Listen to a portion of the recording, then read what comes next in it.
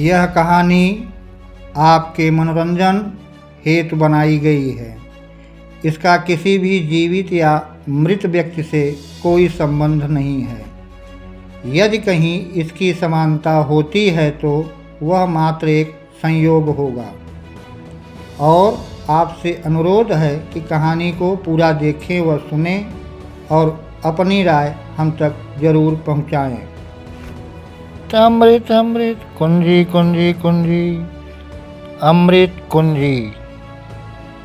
रमेश अपनी पुस्तकालय में सुबह सुबह कुछ किताबों को उलट पलट कर देख रहा होता है। तभी उसके हाथ में एक बहुत पुरानी धूल भरी किताब उसके हाथों में लगती है, जिसका नाम अमृत कुंजी होता है। उसे देखकर वह बोलता है कि किताबें सिर्फ पन्ने नहीं होती, वे सदियों का ज्ञान और भूले हुए रहस्य समेटे हुए होती हैं। यह मेरा दिल मानता है, इसलिए मैं ऐसी चीज़ों को खोजता रहता हूँ। वह अपने ही धुन में बड़बड़ाता जा रहा था और उस किताब के पन्नों को उलटता जा रहा था, जिसमें एक नक्शे और कुछ जादुई चिन्हों का वर्णन किया गया था। और थोड़ी देर उल्टने पलटने के बाद उसमें बहुत से बारीकियां शब्द लिखे हुए थे, जिसको वह पढ़ने की कोशिश कर रहा था। उसी समय उसकी आंख चमक उठी, जैसे कोई खजाना मिल गया हो। वह बड़ी उत्सुकता से अमृत कुंजी की वह पुस्तक को अपनी हाथों में साफ करके उसके नक्शे को अपनी उंगलियों से छूने लगता है। उसके वर्षों की खोज आज पूरी होती है। वह उस पुस्तक को आगे व पीछे से पलटता रहता है और बराबर देखता है, तो कभी उन चिन्हों को उंगलियों से छूता है। तभी अचानक एक चिन्ह में से एक रोशनी निकलती हुई दिखाई देती है। इससे वह उसकी आंखें चमकने लगती हैं। आप देख व सुन रहे हैं सत्य संवाद।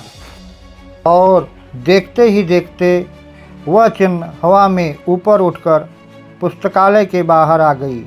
रमेश उस चिन्ह की रोशनी का पीछा करने लगता है और उसके पीछे पीछे भागने लगता है।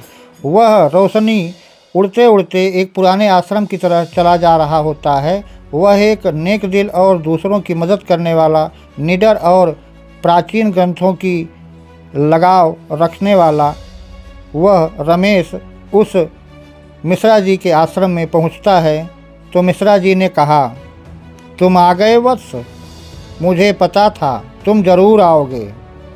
अमृत कुंजी ने तुम्हें चुनाव किया है। रमेश हक्का बक्का रह गया। वह समझ नहीं पा रहा था कि मिश्रा जी को कैसे पता कि मैं यहाँ आऊँगा और अमृत कुंजी क्या है और उन्होंने मुझे किस लिए चुना है। उसने मिश्रा जी को प्रणाम किया और फिर जिज्ञासावश पूछ बैठा, गुरुजी, मैं नहीं समझ पा रहा हूँ कि माजरा क्या है, कृपया मुझे मार्गदर्शन करें। और मैं एक भटका हुआ मुसाफिर हूँ, मन कर रहा है सत्य बताने की कृपा करें।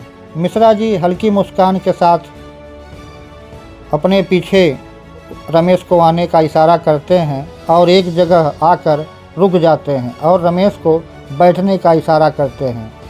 मिश्रा जी रमेश को बताते हैं कि यह अमृत कुंजी एक जादुई आवरण है जो किसी भी अदृश्य द्वार को खोल सकता है और ब्रह्मांड के सबसे गहरे से गहरे रहस्यों तक पहुंचा सकता है। उसके आगे किसी की भी शक्ति नहीं चल सकती, भले ही वह कितना भी बड़ा जादूगर क्यों न हो। अमृत कुंजी के आगे लेकर हो जाए तो वह उसके आगे बेकार हो जाता है।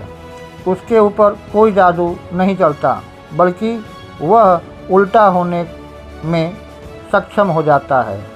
रमेश मिश्रा जी की बातों को बहुत गौर से सुन रहा था और हर तरफ मिश्रा जी को ही देखे जा रहा था। आप देख व सुन रहे हैं सत्य संवाद। मिश्रा जी ने फिर कहा, लेकिन यह अमृत कुंजी बहुत ही शक्तिशाली और बहुत ही खतरनाक है। यह कुंजी शुद्ध हृदय को ही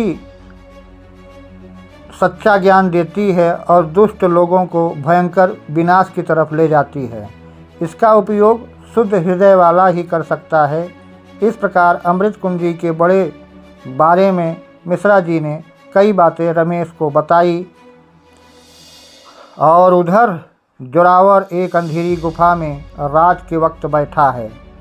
उसके पास एक जादुई क्रिस्टल है जिसमें वह मिश्रा जी और रमेश को देख रहा होता है। जोरावर एक क्रूर और महत्वाकांक्षी ऐसा व्यक्ति जो अमृत कुंज का उपयोग करके सारी दुनिया को अपने अधीन करने का ख्वाहिश रखता है। वह कुटिल मुस्कान के साथ कहता है कि तो अमृत कुंजी ने अपना नया खिलौना ढूंढ ही लिया है, लेकिन इस बार यह अमृत कुंजी मेरी होगी। इसको मेरे सिवा किसी और के पास जाने की रहने की इजाज़त नहीं है। और फिर वह अपनी सहयोगी रुबीना को रमेश का पीछा करने का आदेश देता है। रुबीना जोरावर की धोखेबाज सहयोगी है जो अपनी वफादारी बदलती रहती है। वह अपने ही से जोरावर को भी बड़ा जादूगर बदलने की खातिर उसके साथ रखती है। इसलिए जोरावर के साथ रहकर जादुई स्थानों के बारे में जाना और उसके असली मंत्रों का चुनाव करना जो उसके मकसद में कामयाब हो और वह एक बार जोरावर को भी परास्त कर खुद दुनिया पर राज करे, इसलिए वह उसके साथ लगी हुई थी।